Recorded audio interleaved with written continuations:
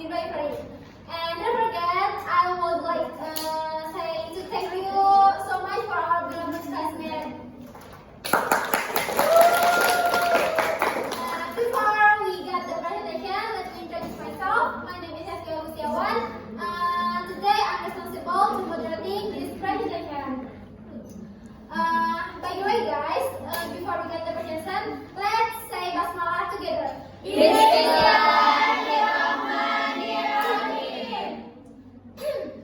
By the way, guys, midwives have a role to handling diabetes mellitus in neonates, babies, toddlers, and preschool children. So this is material are important for us as a future midwifery. So I'll give the time for the group, and I hope you can understand and you can hear the presentation with silence.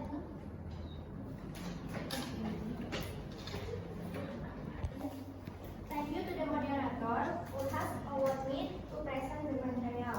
Let me introduce myself. My name is Sita Pujani Azahra. The first material is about etiology and pathophysiology of diabetes mellitus. Type 1 diabetes mellitus. Type 1 is an autoimmune condition in which the immune system attacks the beta cell of the pancreas, disrupting insulin production and causing hyperglycemia. This type usually occurs in children of adolescents and accounts for only about 5 to 10% of all diabetes cases. Triggers include viral infection of autoimmune reactions, early introduction of solid foods, and exposure to toxins. This disorder is called metabolism requiring type 2 insulin resistance. Jadi, diabetes mellitus ini yaitu kondisi autoimun di mana sistem kekebalan tubuh menyerang sel-sel beta pankreas, terus mengganggu produksi insulin dan menyebabkan hiperglikemia. Nah, tipe ini biasanya terjadi pada anak-anak atau remaja dan hanya mencakup sekitar 5-10% dari seluruh kasus diabetes. Pemicunya meliputi infeksi virus, reaksi autoimun, pengenalan makanan pada dini, dan paparan racun. Gangguan ini mengganggu metabolisme sehingga membutuhkan obat insulin seumur-umur.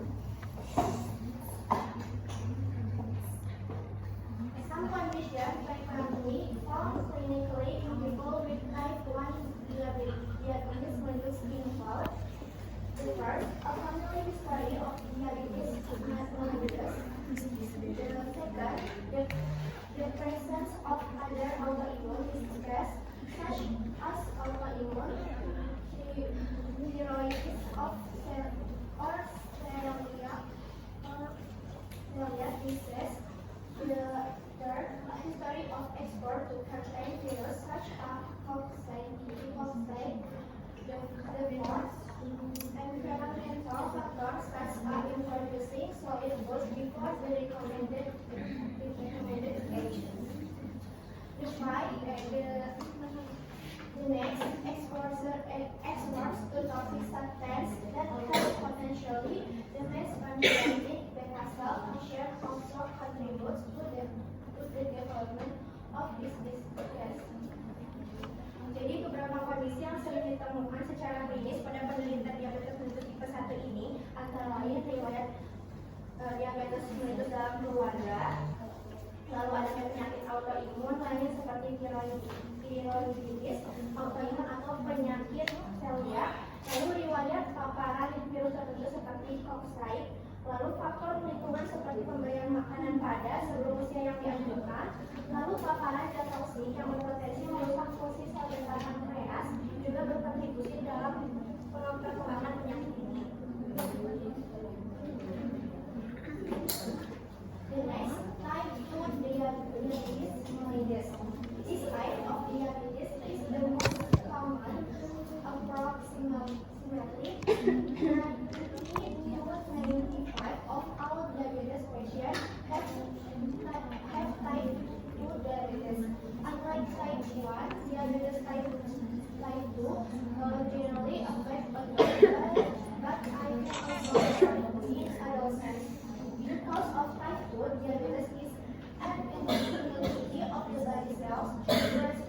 sensitively to insulin. The body cells refers to accept the glucose carried by insulin. This is called insulin resistant. If insulin resistant ultimately leads to high blood sugar levels. Tipe diabetes ini adalah yang paling umum, sekitar 90 sampai 95%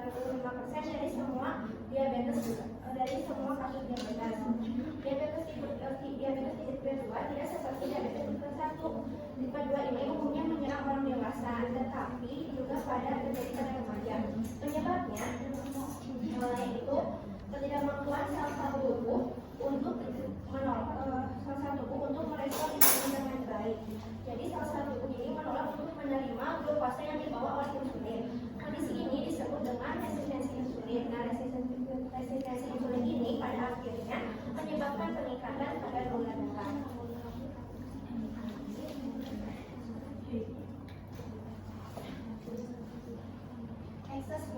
Excess fat in obsessive individuals or overweight potentially interferes with insulin function is very common that most patients with type 2 diabetes are overweight. In addition to metabolic factor, a family history of the condition, high blood pressure, and abnormal lipid levels are also frequently found in patients. Sedentary habits and a diet high in simple carbohydrate worsen glucose control. Jadi kelebihan lemak pada individu obesitas atau kelebihan berat badan ini biasanya mengganggu fungsi insulin. Nah, ini terbukti bahwa sebagian besar pasien diabetes tipe 2 mengalami kelebihan berat badan. Selain faktor metabolik, riwayat keluarga dengan kondisi atau tekanan darah tinggi dan kadar lipid abnormal juga seringkali ditemukan pada pasien. Kebiasaan sedentary dan pola makan tinggi karbohidrat sederhana memperburuk kontrol glukosa.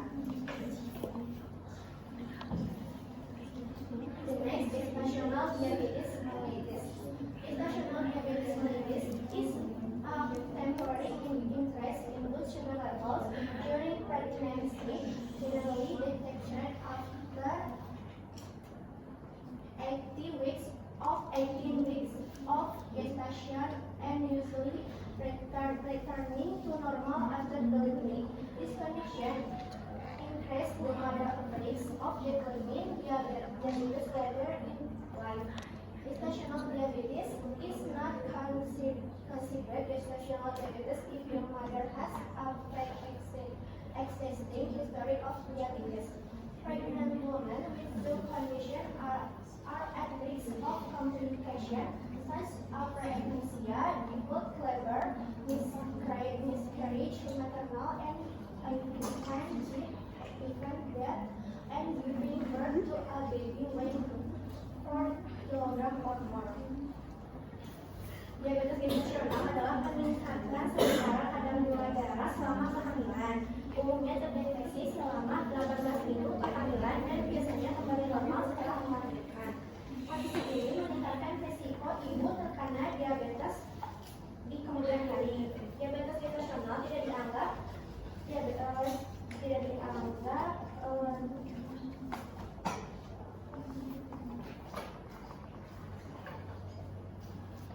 ibu hamil dengan kondisi ini berisiko mengalami komplikasi seperti preeklamsia, persalinan sulit, keguguran, kematian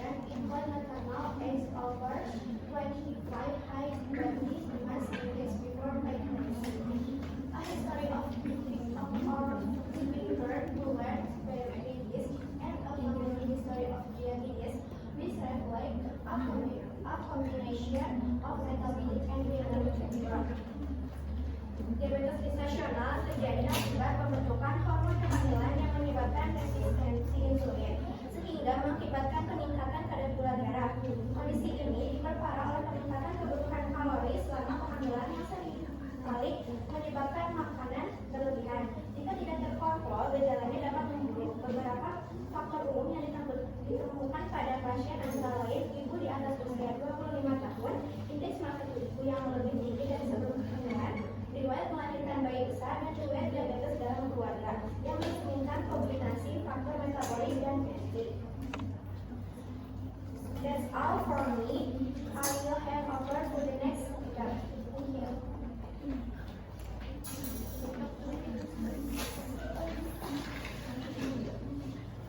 Okay, thank you for Citra. Let me introduce myself. My name is Rahma Nabila. I do a presentation about sign and symptoms of DM. The presency of diabetes mellitus is often not felt by sufferers at first. Several complaints and symptoms that need attention. Jadi, adanya penyakit diabetes mellitus ini pada awalnya seringkali tidak dirasakan oleh si penderita. Namun tanda dan gejala harus diwaspadai dan juga diperhatikan. One, physical complaints. A, weight loss and weakness. B, polyuria, a lot of urination. C, polydipsia, drinking a lot. D, polyphagy, eating a lot. Nah, yang pertama itu ada keluhan fisik. Keluhan fisik yang A, penurunan berat badan dan rasa lemah. Jadi apabila penurunan berat badan berlangsung dalam waktu yang singkat, harus kita curigai. Hal ini disebabkan glukosa dalam darah tidak dapat masuk ke dalam sel sehingga kekurangan bahan bakar untuk menghasilkan tenaga. Nah, karena tidak menghasilkan tenaga, jadi si penderita akan merasa lemah. Lalu ada poliuria, yaitu banyak kencing. Nah, ini merupakan gejala awal diabetes mellitus yang terjadi apabila kadar gula darah sampai di atas 160 sampai 180. Kencing yang sering juga akan sangat mengganggu si penderita, terutama kencing sering itu terjadi pada malam hari. Lalu polydipsia, nah karena banyak kencing jadi pasti merasa haus, jadi sering merasa haus. Jadi untuk menghilangkan rasa haus si penderita minum banyak. Lalu ada polyphagy, yaitu eating a lot, makan yang banyak. Nah, terjadi karena kurangnya kemampuan insulin mengelola kadar gula dalam darah sehingga penderita merasakan lapar yang berlebihan. Hal ini dikarenakan kalori dari makanan yang dimakan setelah dimetabolisme menjadi glukosa dalam darah tidak seluruhnya dapat dimanfaatkan. Jadi penderita selalu merasa lapar. Two other complaints: A, peripheral nervous disorder or tingling. B, visual impairment. C, itching or boil. D, erection disorder. D, vaginal discharge. Yang kedua itu keluhan lain seperti gangguan saraf, peti atau kesemutan. Penderita mengeluh rasa sakit atau kesemutan terutama pada kaki di waktu malam sehingga pastinya mengganggu tidur. Yang B, gangguan penglihatan. Pada fase awal penyakit diabetes mellitus sering dijumpai gangguan penglihatan yang mendorong penderita untuk mengganti kacamatanya berulang kali agar dapat melihat dengan baik. Yang C, yaitu gatal atau bisul. Nah, kelainan kulit berupa gatal biasanya terjadi di daerah kemaluan atau daerah lingkaran kulit seperti ketiak dan di bawah payudara. Sering pula dikeluhkan timbulnya bisul atau luka lecet karena sepatu atau tertusuk benda tajam. Yang D, gangguan ereksi. Gangguan ereksi ini menjadi masalah tersembunyi karena sering juga secara terus terang ditemukan penderitanya. Hal ini terkait dengan budaya masyarakat yang masih merasa tabu membicarakan masalah seks apabila menyangkut kemampuan kebijakan seseorang.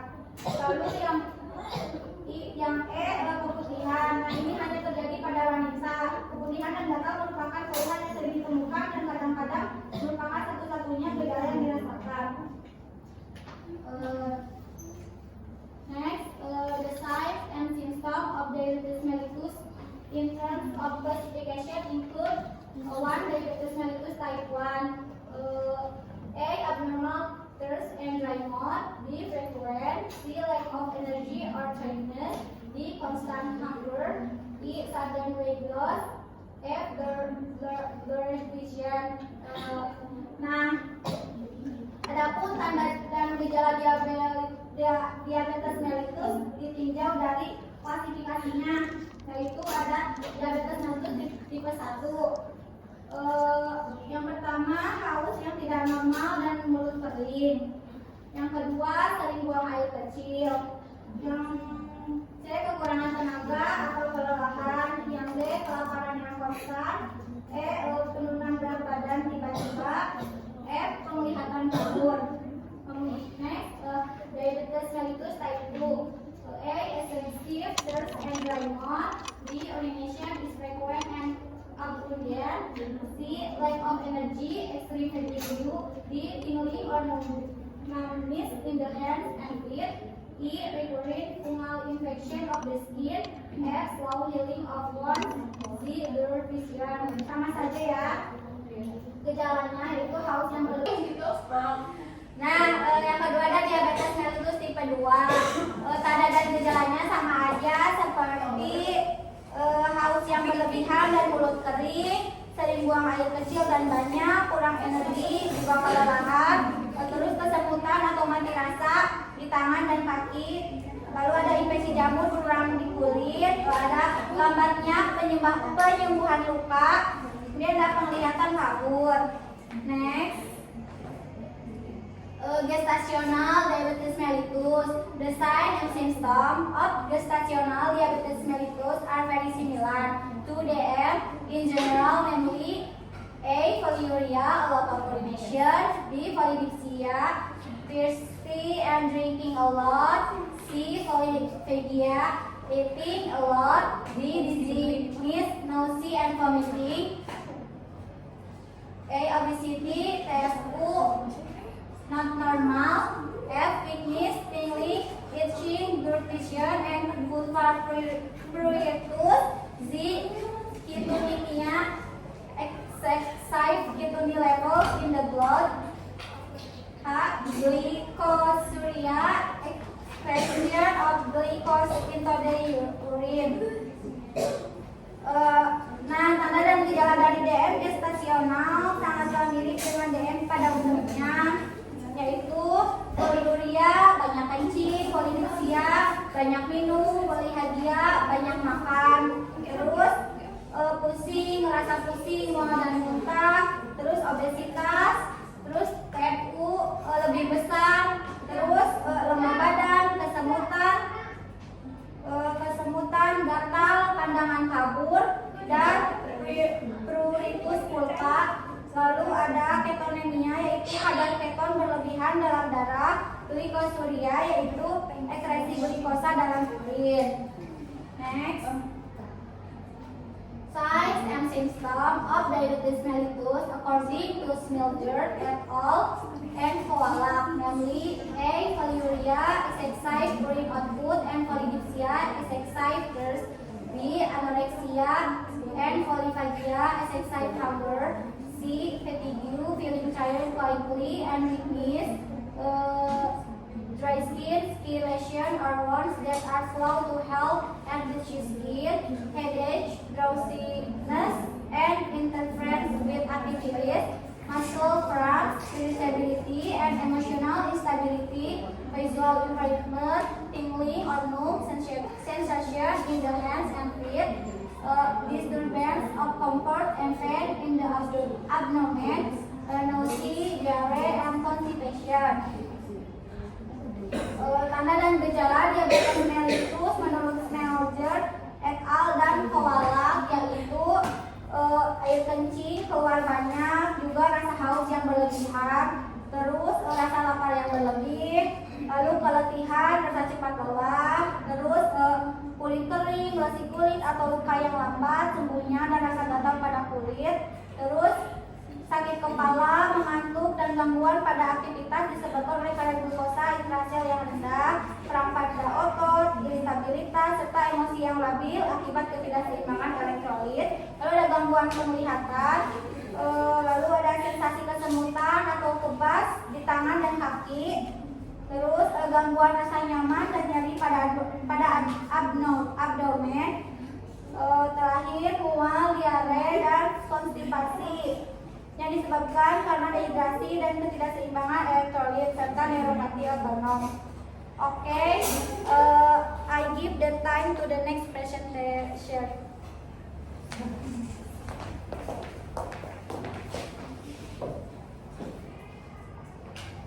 Okay, thanks for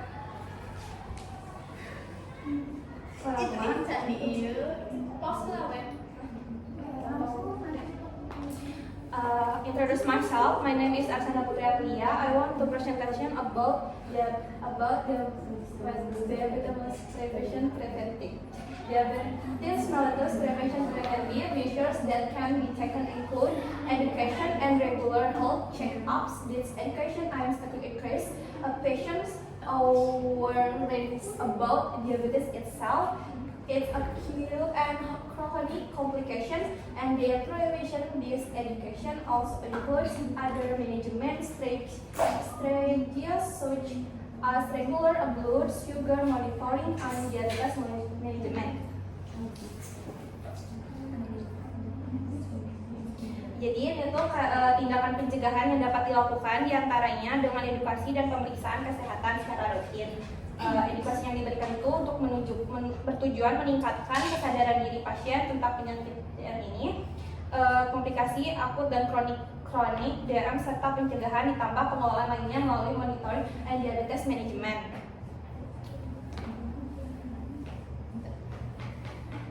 Di sini ada 3 jenis pencegahan diabetes mellitus.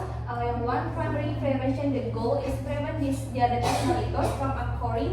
There are several things consider. Yang pertama itu ada a balanced daily diet and moderate consumption. Jadi itu pola makan sehari-hari kalian itu harus seimbang dan tidak berlebihan. Yang kedua itu exercise regularly and avoid excessive sedentary behavior, yaitu olahraga secara teratur dan tidak banyak berdiam diri.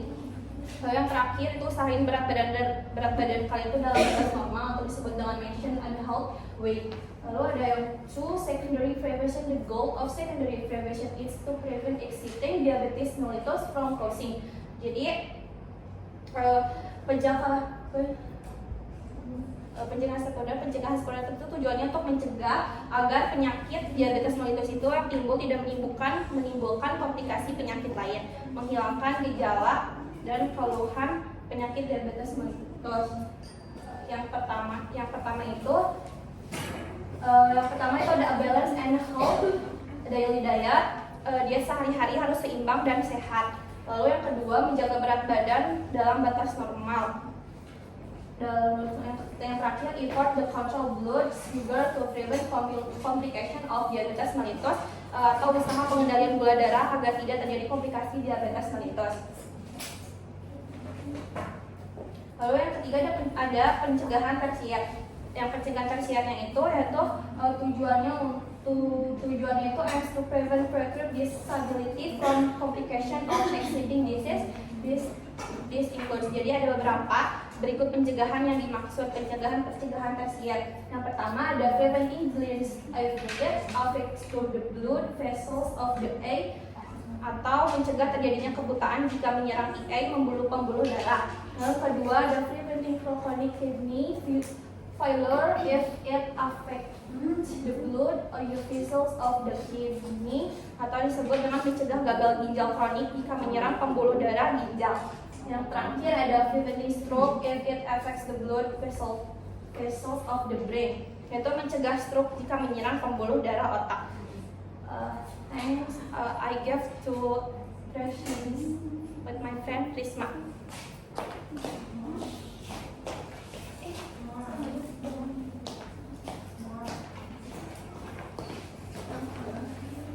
Okay, thanks for Arsyanda. Introduce myself. My name is Risma Mati Putri. I want to present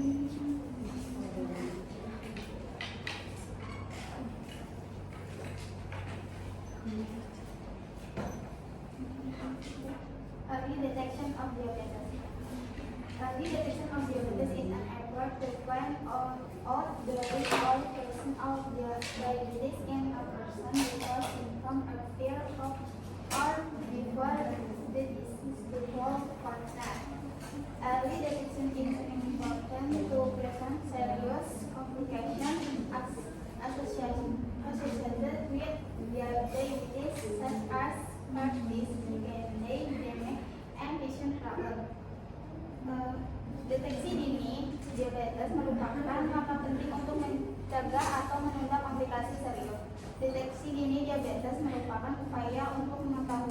risiko atau keberadaan diabetes pada seseorang sebelum gejala muncul atau sebelum penyakit berkembang lebih lanjut.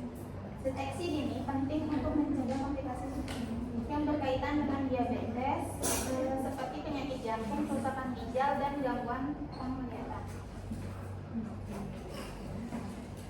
How do you detect diabetes early? 1. Blood sugar level check. Fasting blood sugar. This test measure blood sugar level after not eating or drinking for at least 8 hours.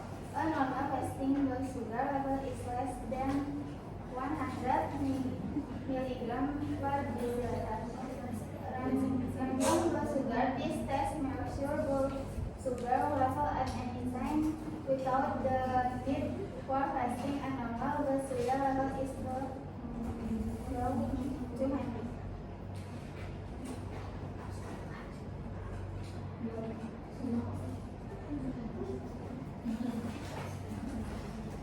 Jadi cara mendeteksi diabetes dini, yang pertama pemeriksaan kadar gula darah. Yang pertama ada gula darah puasa. Tes ini mengukur kadar gula darah setelah tidak makan atau tidak minum minimal 8 jam. Kadar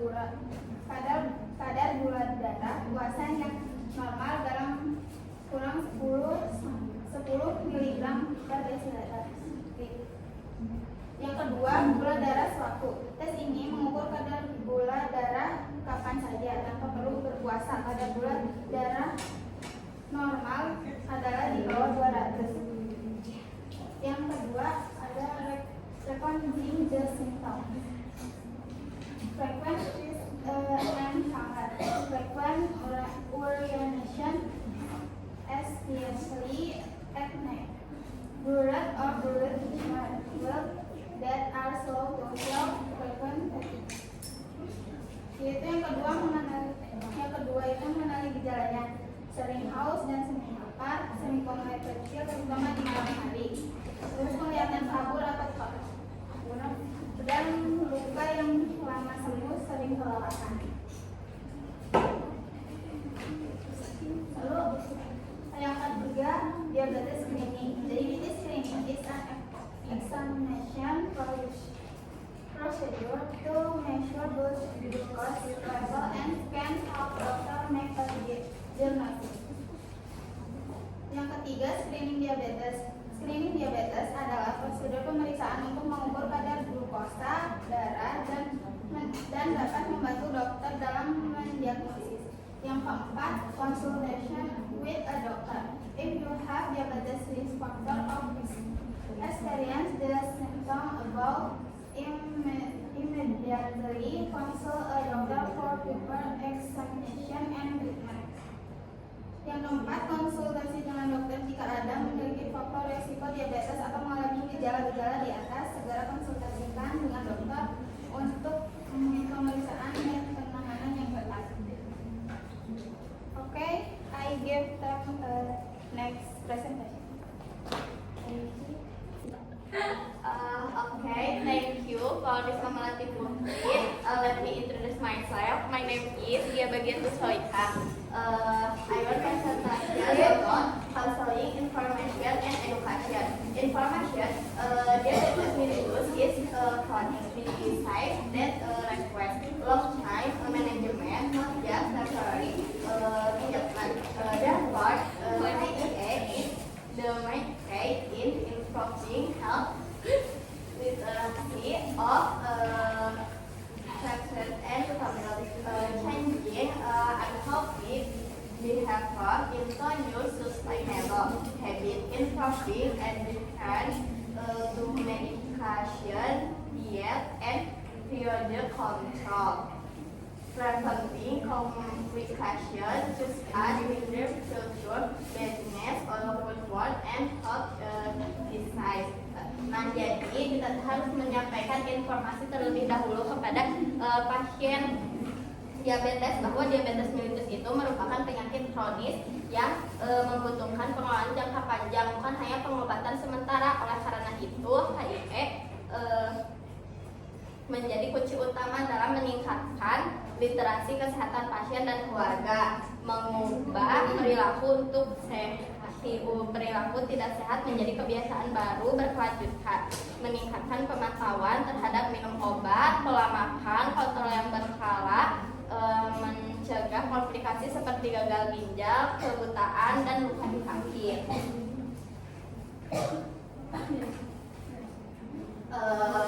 Effective communication strategies in DM, fashion education, individualist and emphatic approach to communication, effective communication requires formally involve family. Terjadi seleksi komunikasi yang efektif dalam edukasi pasien DM, yaitu menekankan individual dan empati, komunikasi dua arah, teknik komunikasi efektif, dan keterlibatan keluarga. Nah, keterlibatan keluarga ini sangat penting untuk meningkatkan dukungan emosional dan membantu untuk pemantauan pengobatan. Education for DM can take the form of media such as leaflet, brochure, or poster, education, video, and audio, group education, individual counseling, help mobile application. Counseling for diabetes patients. Pasien education, balance material yang pasien education, yaitu mengedukasi pasien menjelaskan penyakit, resiko, dan manfaat pengelolaan jangka panjang. Balance nutrition therapy, yaitu terapi gizi seimbang, pengaturan jadwal makan, pemilihan karbohidrat kompleks seperti nasi merah atau gandum, serat, dan pengurangan gula sederhana. Physical activity, yaitu aktivitas fisik. Nah, ini juga harus sangat penting ya untuk olahraga rutin dan meningkatkan sensitivitas insulin dan menurunkan gula darah. Yang terapi, yaitu terapi obat, edukasi tentang pemantauan obat untuk penggunaan insulin jika diperlukan, dan diskusi tentang efek samping obat tersebut. The last, glucose monitoring, yaitu pemantauan glukosa. Nah, pemantauan glukosa ini harus diterapkan kepada pasien, dan pasien juga harus diajarkan tentang bagaimana memakai alat glukometer jika memungkinkan dan jika pasien mempunyai. Baik. Thank you. Baik, I'll give the time to next moderator. Thank you. And Alhamdulillah, the presenting is over. So we are coming to the next agenda, and the next agenda is question and answer session. If you have question, you can raise your hand and mention your name. Don't forget mention your question too. So, is there anybody? Raise your hand, please.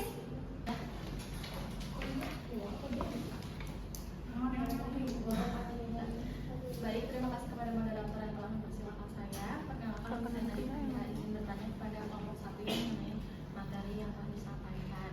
Mungkin yang sudah kita ketahui bahwa diabetes mellitus itu merupakan penyakit yang tidak bisa disembuhkan secara total, dan dapat dikelola juga dengan gaya hidup kita untuk mencegah komplikasi dari diabetes mellitus.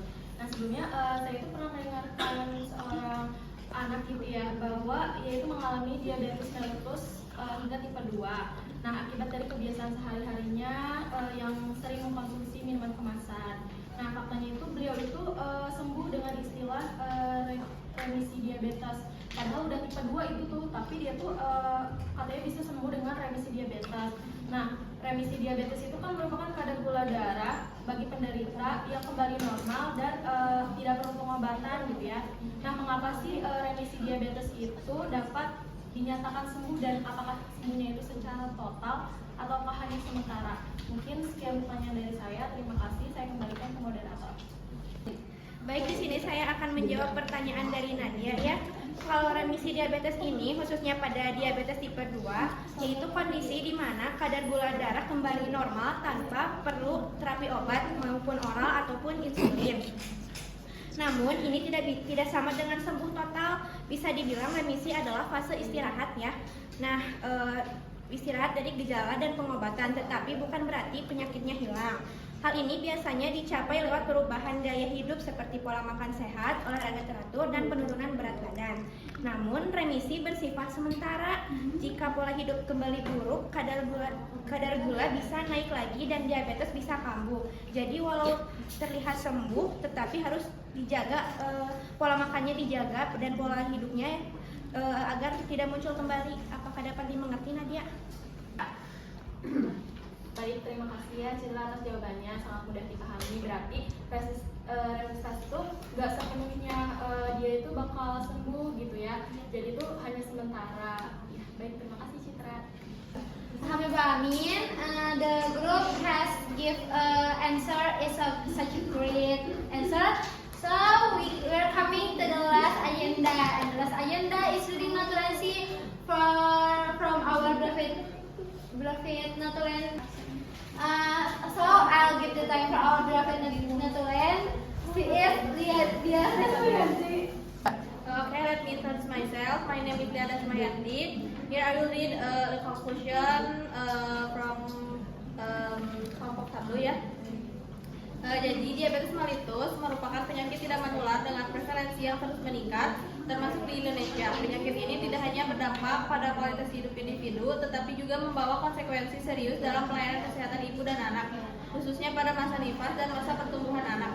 Dalam bidang kebidanan, pemahaman mengenai etiologi, faktor predisposisi, serta gejala DM sangat penting untuk menjunjung proses deteksi dini dan penanganan yang tepat. Bidan sebagai garda terdepan pelayanan kesehatan memiliki peran penting dalam edukasi, pencegahan, dan pengendalian DM melalui pendekatan proaktif dan preventif.